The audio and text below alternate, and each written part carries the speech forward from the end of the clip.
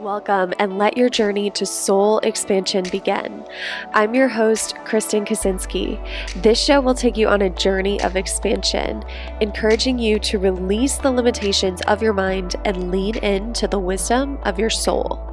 Remembering who you are on a soul level will help you release your conditioning, expectations, limiting beliefs, fears, and worries, and evoke a life expanded by your energetic alignment.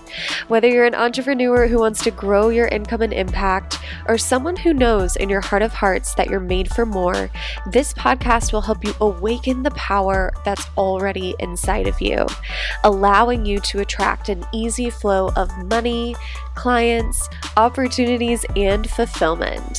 In each episode, you'll learn something new, expand your consciousness, and you'll walk away with a glimpse of what's truly possible for you. If you're ready to follow your soul's calling and live a more expansive life, you're in the right place. Welcome, and let your journey to soul expansion begin. All right, welcome back to the Soul Expansion Podcast. I am so excited to welcome one of my clients, Julie Blanc. She is a French intuitive eating coach who I have worked with for about 3 to 4 months. And she has an amazing story about how she started her business and how she, realized that things weren't working with just the strategies. And so I wanted to bring her on.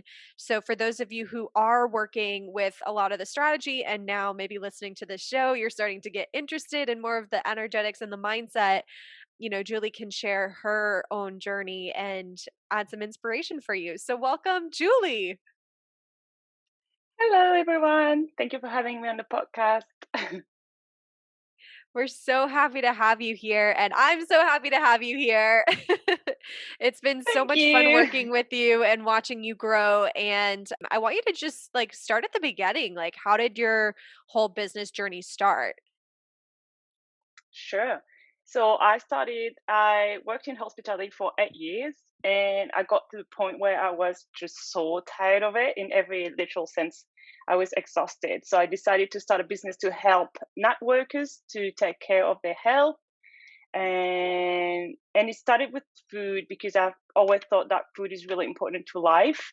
So that started there, and it kind of evolved throughout the last 2.5 years to intuitive eating. Nice. And when you first started your business, did you have a plan or did you kind of go into it with an open mind?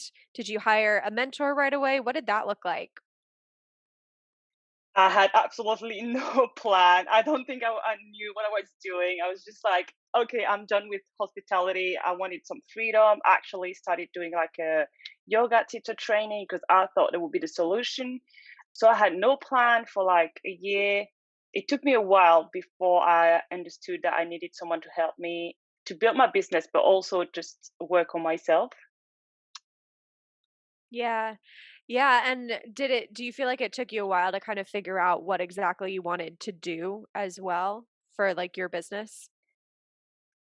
Yeah, definitely. If I like probably the last 2 years were just like an ongoing process of like refining and finding what I wanted to do.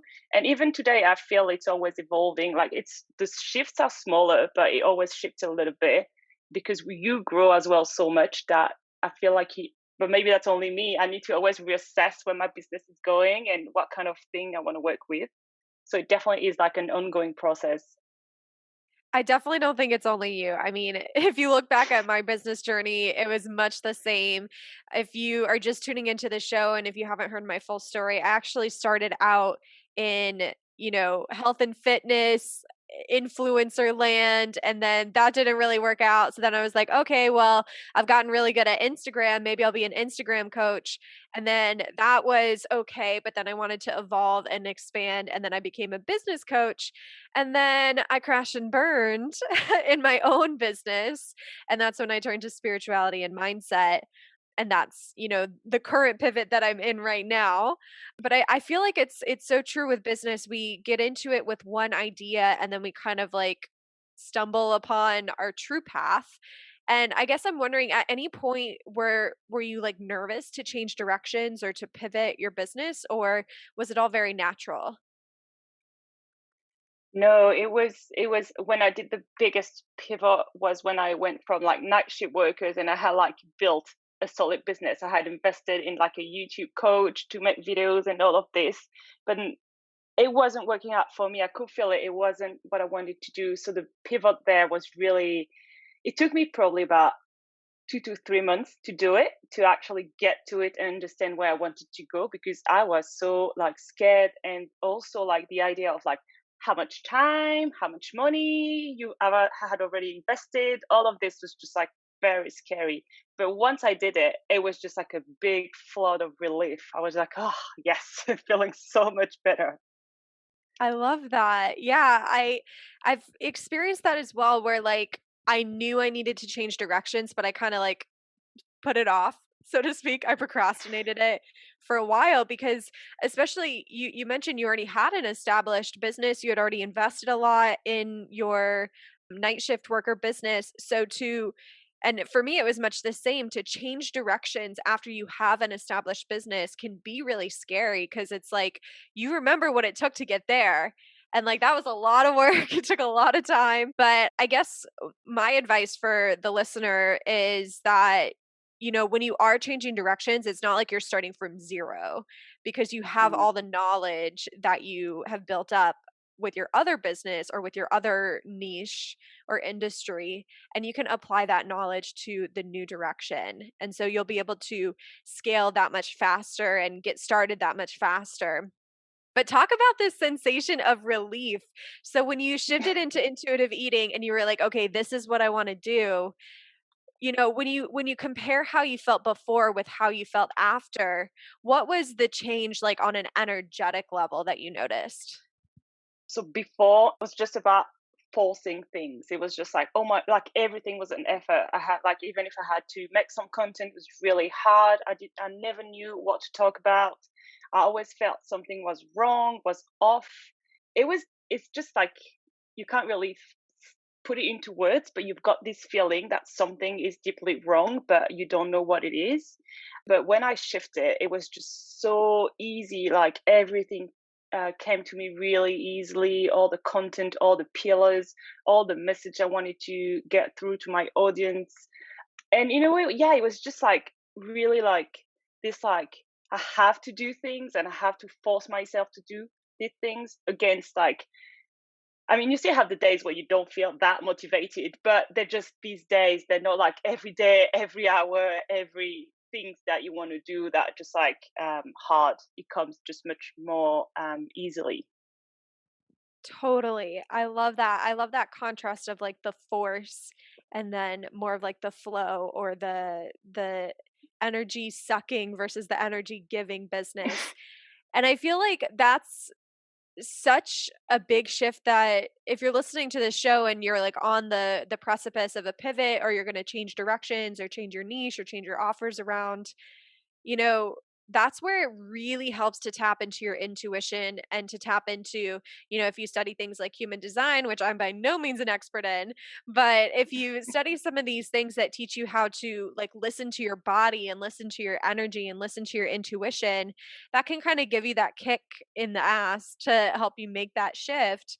And then you get to go to that place of more flow and more of like an energy giving business. So I'm so glad that you like made that shift and you got to get to the other side of it, because a lot of people are too nervous to. And so what was Yeah. your experience when you think about like your whole business journey? And then I know when we worked together, you started making 4K months and you started making more income in your business. So tell me a bit more about some of the obstacles early on in your business when it came to making income, signing clients, and all of that stuff. Wow, that's a big one. If you don't mind Where to sharing. start? No, not at all. I mean, I think it's one of the biggest struggle when you start a business. I mean, I didn't have, I think to start with, I just didn't have any money mindset whatsoever. It took Mhm. me a very long time to understand that everything will have to come from me when it comes to money. So it was really hard for me to change this. Like, I was always this like employee kind of state of mind. I was like, okay, it's the end of the month. I'm going to have money.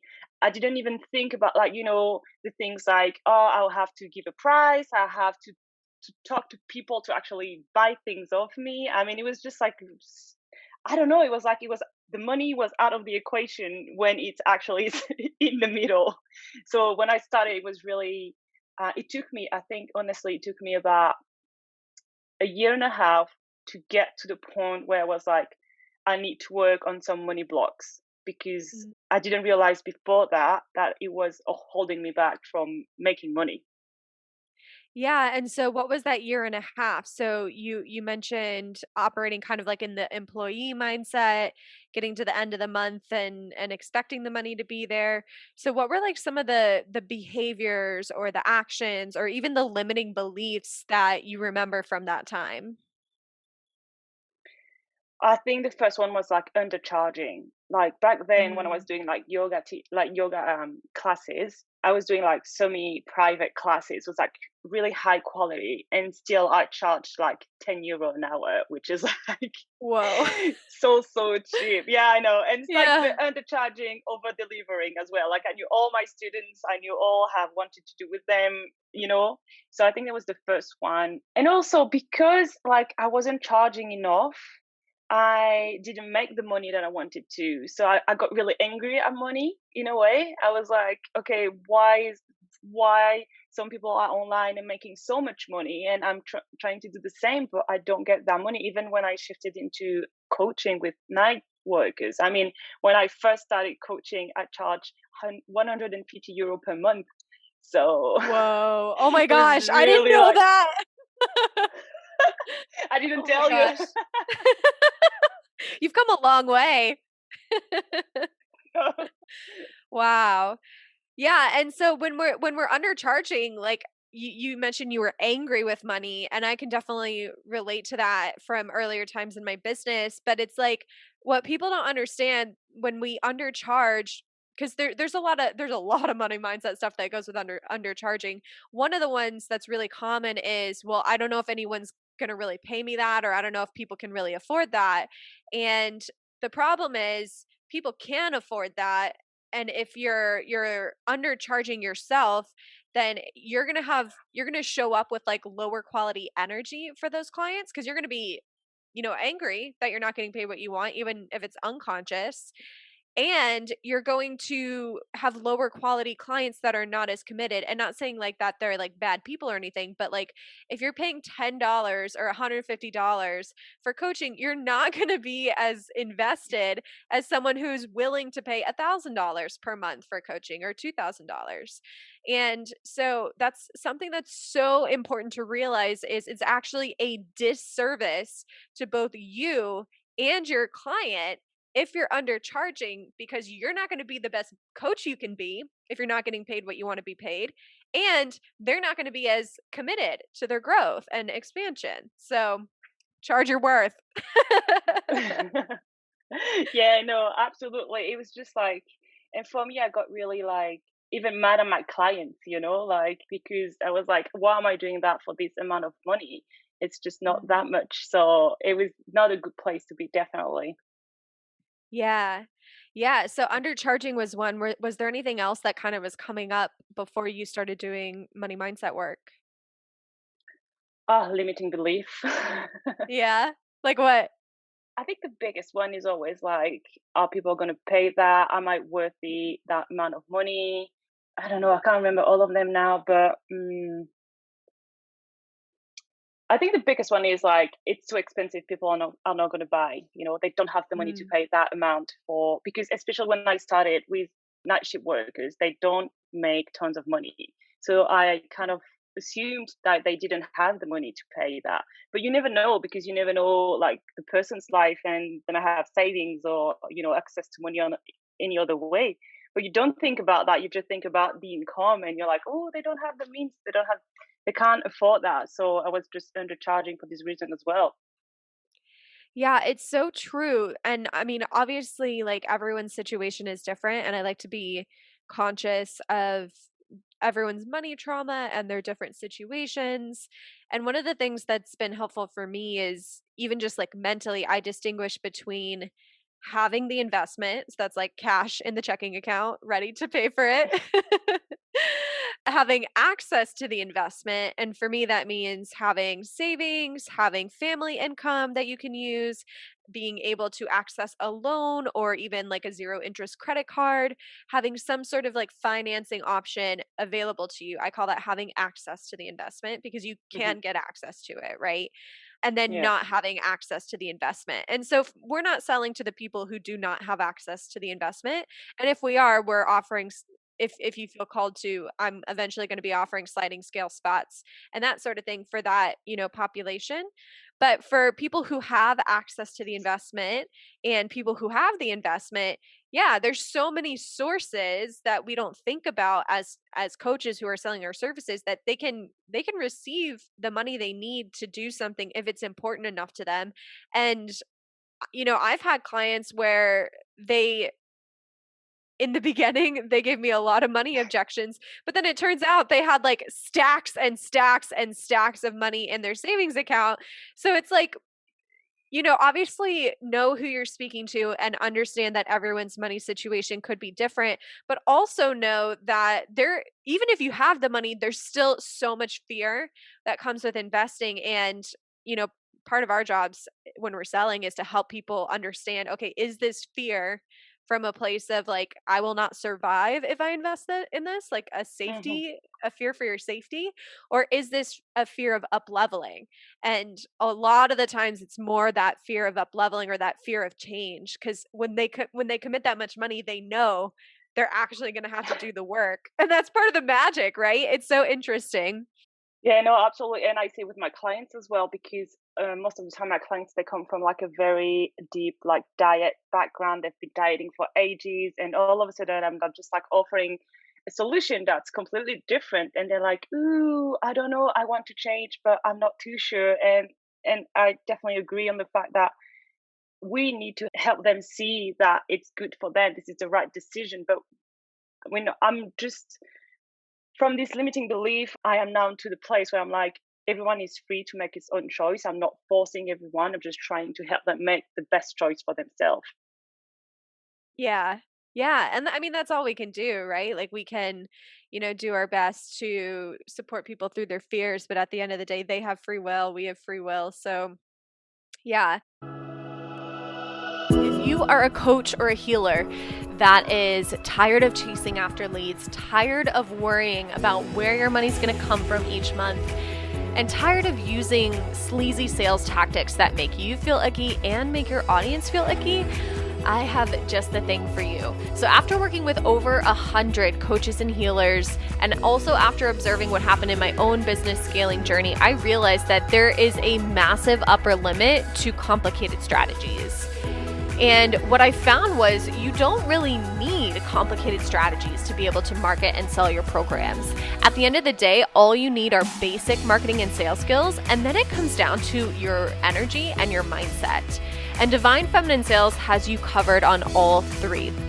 And honestly, the biggest thing I've learned about sales is when you are able to tap into this divine feminine energy that we all have inside of ourselves, regardless of how you identify or what your biological gender is, when we're able to tap into our divine feminine energy, you become a truly magnetic force for your soulmate clients. They can't help but be magnetized to you and to want to be in your energy and to join your programs. It's like being the host of the hottest party of the season that everyone wants an invitation to, except that party is your program, right? And how cool would it be to be in this place where you can just magnetically attract people and have those I want to work with you DMs every single day. All of this is possible for you when you join Divine Feminine Sales, and I have a special offer for you. If you'd like to try Module 1 of Divine Feminine Sales, you can do so for only $55. That's right, you can try Module 1 for only $55 at trydivine.com. And if you decide that you totally love Module 1 and you want to upgrade to the full program where you get live calls with me as well as Facebook group support, you can apply that same $55 to your full enrollment. How cool is that? So give us a try at trydivine.com. You will love Module 1. I take you through my offer creation framework, and you get to keep forever access to that. So that in and of itself is way, way, way worth the $55. Let's be real. Go to trydivine.com and let me know on Instagram if you sign up. I would love to celebrate you. All right, now back to the show. So I know that, a lot of the struggles you had before you started doing money mindset work, that's so common in our industry. I see it time and time again with a lot of my clients and students. And so when did things start to shift? What was like the big thing that or the many things, cuz I know for me it's like many things that I use to support myself or to get support. So when did things really start to shift for you in terms of the money mindset? I think it all started with a program that I did with Gina DeVee, which was called like Gateway to You Business Dream or something like that. And she was the first one who really had like money mindset modules.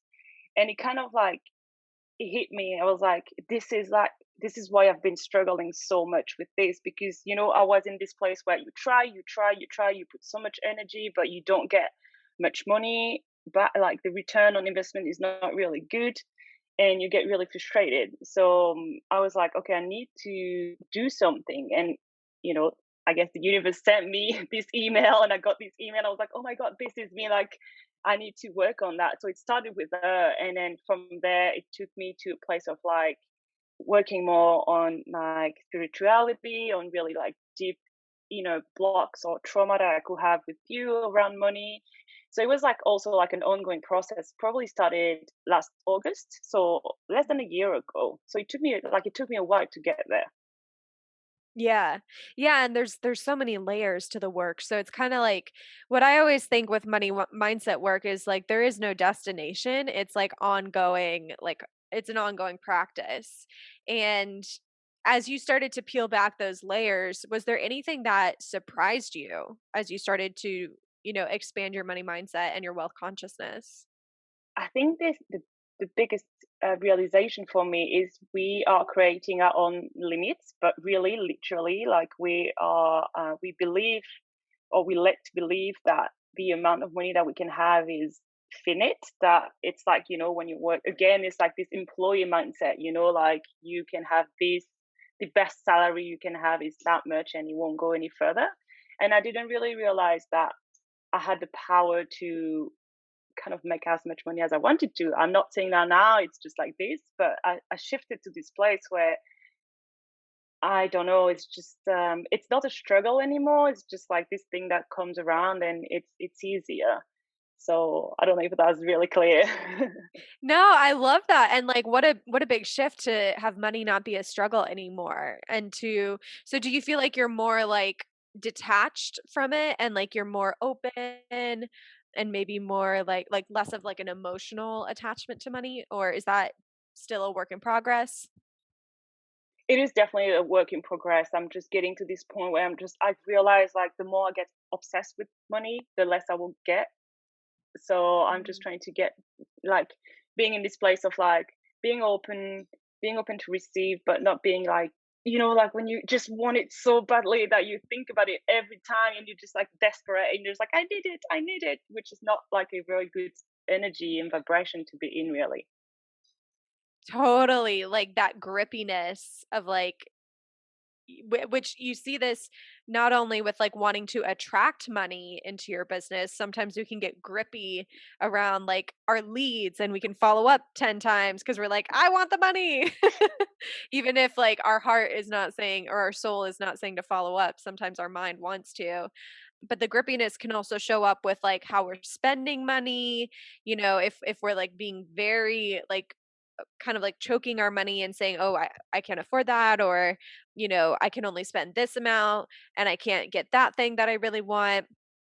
Or grippiness also with like investing in ourselves. I remember this is kind of funny to admit, but as I started launching a new program in my business, I had taken kind of a break from mentorship, and I was working on my NLP certifications for about 5 months. And I was writing my little journal prompts that I do from Divine Feminine Sales, one of my other programs. And I was writing out, okay, how am I going to be an energetic match for the women that I want to call into this program?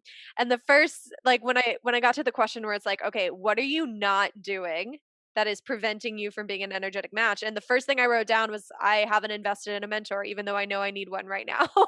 And then, like, literally, like a couple days later, I hired my mentor and got back into integrity with that. But it's like, there's so many, like, you have to look at like all the different places. That's another big thing with money mindset is you have to look, okay, where am I behaving with money in this situation? Where am I Mm. behaving with money in this situation? What am I doing over here with my money? And if you have to look at the whole picture holistically to really see like where the leaks, the blocks, or the challenges are, and then you can start to work with all of it to get back into that infinite flow.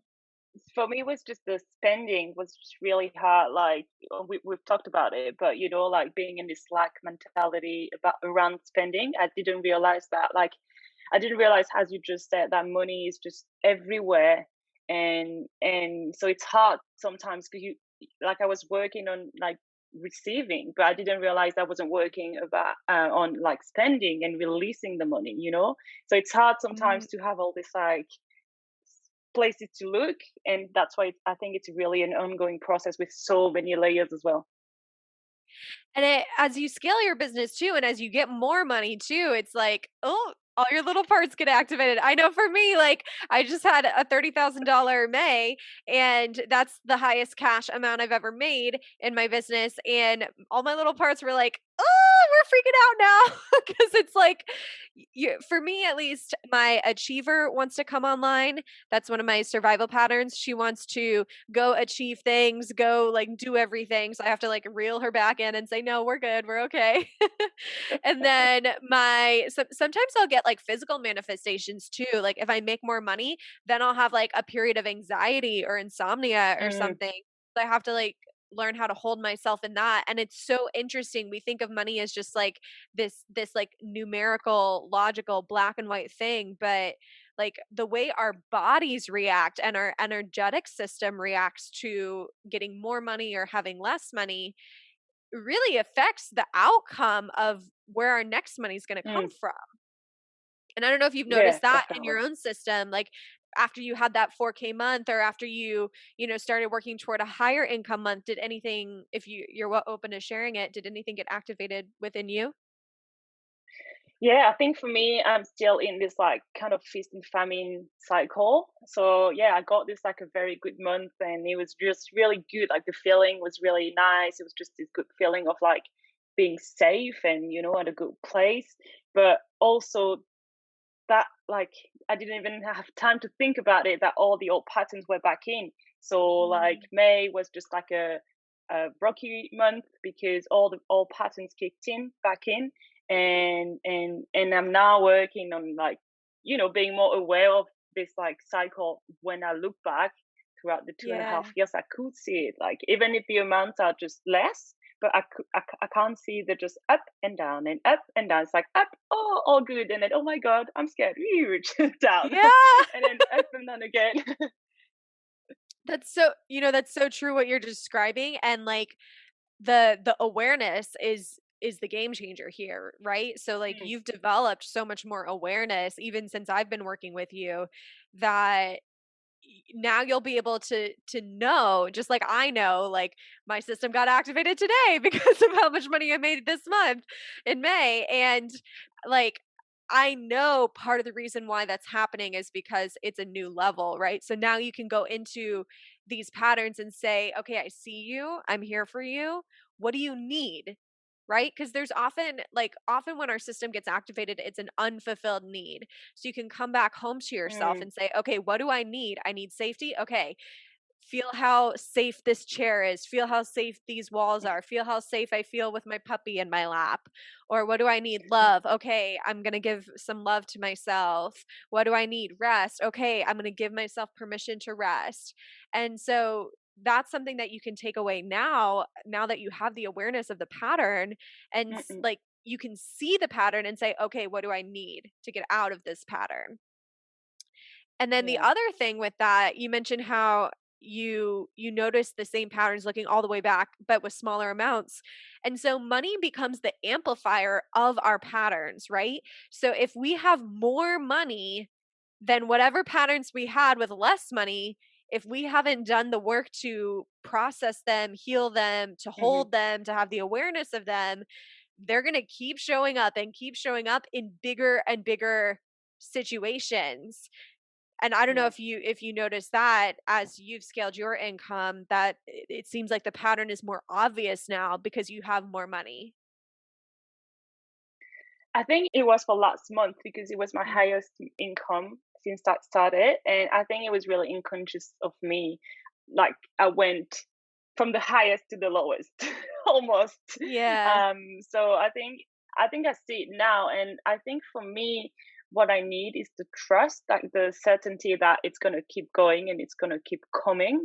It's something that I've been working on as well. It's just like this, really the trust that it's I'm gonna keep growing and it's okay. Like I just need to be there, keep doing what I do because I think when you want to scale the income as well, you feel like you need to work hard and harder. So it can be a bit like, oh, but I've worked so much already and I need to work more to get higher. And that's a bit daunting sometimes. I mean, that's what I feel. Yeah. No, totally. I remember when I hit my first 10K month, the next day I was like, "Oh my god, I have to do that again." Like I was like up on this like mountaintop like so excited, and then I like came crashing down and I was like, "Oh my god, I have to do that again." And first of all, like there's no rule that says in entrepreneurship you have to constantly be increasing your income. I mean, obviously that's what we Mm, want, but sometimes even just giving yourself that permission, okay, I get to like have my needs met and then some, and like I don't have to like constantly be chasing bigger and bigger things. I'm wondering, Julie, if you have like one or two like fire money mindset tips for the listener who is, maybe like a few steps behind you in business. They're wanting to get to their mm. first, 4K, 5K month. Maybe they haven't made a sale yet. What would be like a fire money mindset tip for them that you've, implemented into your own business? Ah, no, we work on it. Don't wait. Do it from the start. Like, don't wait until you I mean, when you start, you can't realize you don't know, but it is so important. Like the money mindset is just kind of makes you or doesn't like breaks you, kind of like for me. So I guess if you are struggling or just starting and you're like, especially if you're into this, like I need to work hard to get money place, just get someone to help you on this because I wasted some precious time with that, and it held me back for a while. Yeah. Yeah, and even if it doesn't hold you back, it'll hold you back in other ways, right? So like I had really great Mm, initial success in my business, but then I got trapped in the I have to work harder pattern. So even if you're successful, you can still get trapped in patterns from that like root back to like your childhood and your money mindset and your attachment system and all of these things that we have mm, mm. in our body and in our energy body. And I love that tip to like not wait and to start doing the mindset and the energetic work right away. I totally believe in that, obviously, because of what I do. But the Yeah. other thing I wanted to mention that you mentioned was as you're scaling your income, we get this need or this feeling like we have to work harder. And the other thing to keep in mind with that is there's healthy pacing for a reason, right? So there are some entrepreneurs on the internet who like they make $1 million their first year in business. Like it does happen, it can happen, but we don't have to put that pressure on ourselves to make that happen, right? Like you can be just as, satisfied with the slow burn as you can with the like quantum leap. And what I Mm. have found is when you feel comfortable in the slow burn and you're available for the quantum leap, then the quantum leap happens.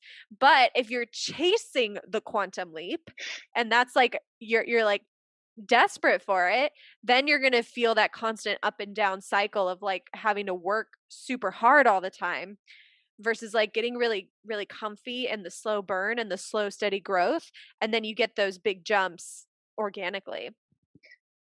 Yeah, no, definitely. And you know what? I think that's something as well when we start a business, that's something we always look at people that are like 20, 30 steps ahead of us. And we're like, why I'm not there? But because you can't be there because they're like 20 steps ahead of you. But for me, it got me really like it hit me really hard in my first year. I was like, but why I'm not like this? She's making that much or she has that many followers. And as today I'm still working, as you say, in just like slow burn and like being happy where I am. It's really hard. Like it's also a big lesson for me. It's just be happy with where you are because what you've built so far is also what you've built. So like get yourself some happiness around that. And because I don't know what it is, but when you start building a business, there's always this like, I'm going to make money fast. I don't know if it's like a tail in the business or like this overnight stories that are kind of everywhere. But when I first started, I felt guilty actually not making that much money that quickly. And it got me for a long, long time. And it's only now, actually, since we started working together, that I've kind of been like, okay, just relax, back to this trust, like relax. Everything happens for a reason. You're building your business, but you're building yourself as well. So, just enjoy. Totally. And like I crashed and burned. I don't know if you had like as big of a crash and burn as I did, but last year I crashed and burned, and that's how I got into spirituality and mindset. And the reason why I crashed and burned was because I was like hustling to get that money fast. I wanted to get it fast. I had experienced a little taste of getting it fast with hitting my first 10K month. That came really quickly for me, but I also hustled to get there. And so then I was like, oh, I'll just hustle more to get to 100K, to get to six Mm, figures, right? But then I crashed and burned because it's a much bigger scale, it's a lot more work. And then I had to learn, okay, but to your point, I have to be okay with where I am right now. I have to feel safe and secure with where I am right now. I have to celebrate all of the amazing things that I've done up until this point, because you don't realize how much you've done in your business. We're always like looking for that milestone, but if you look back, you've done so much amazing things in your business, so many amazing things in your business.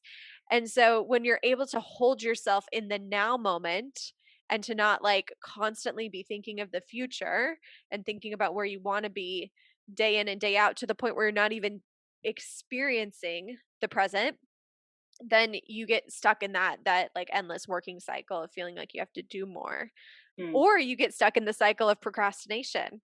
That can happen too, the opposite, where like you're so overwhelmed by all yeah. of these things that you want to do really quickly that you don't do anything at all.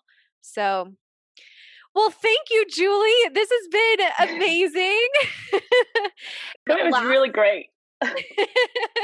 any last words of wisdom for the newer entrepreneur, the newer online coach that you want to share, and then tell us where we can find you and hire you if we want to work with you.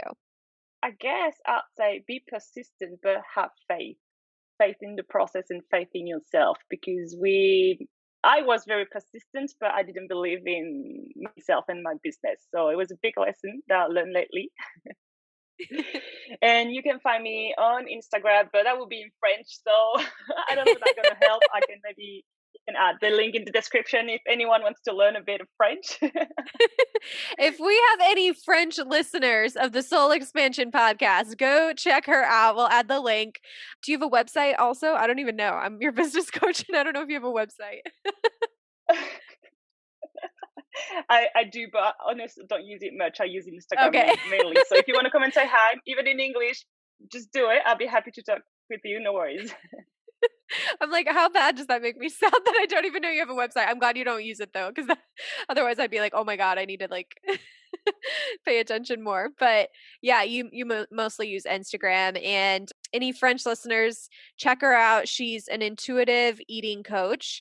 And she really helps women to feel comfortable eating what they want with food and feel good in their body. And, the beautiful thing with intuitive eating is if you're able to eat intuitively, just like if you're able to operate in your business intuitively, things just start working out. So your health improves, your body improves. If you are wanting to lose weight as a result of intuitive eating, it will Mm, move in that direction over time. So thanks so much, Julie. I am absolutely. so happy that you got to join us today, and I'll talk to you soon. Yeah, thank you and bye bye. Bye. Thank you for honoring your soul's calling today and taking the time to listen to this episode of the Soul Expansion Podcast. If you have a question you'd like featured or have a topic idea, I would love to hear from you. Find me on Instagram at Kristen Kaczynski and send me a DM with your request. Remember, you are a truly limitless being. The limits you see now are only an illusion. Whatever it is that you desire, that's already yours. It already exists in the universe here and now. You simply have to awaken to what you already have. And I hope this episode brought you a little closer to that truth. If you love this episode and would like to give from your heart and appreciation, please take a few moments to screenshot it and tag me in your stories on Instagram, or write a brief review on your favorite podcast platform. Your voice truly matters, and your feedback helps to spread abundant expansion to a broader audience. And what a gift that is, right? Just think about how much abundance will come back to you if you help a friend experience their own soul expansion. And with that, I just want to say thank you for being you. Thank you for being here. Thank you so much for listening. And until next time, I'm Kristen Kaczynski, and I love you.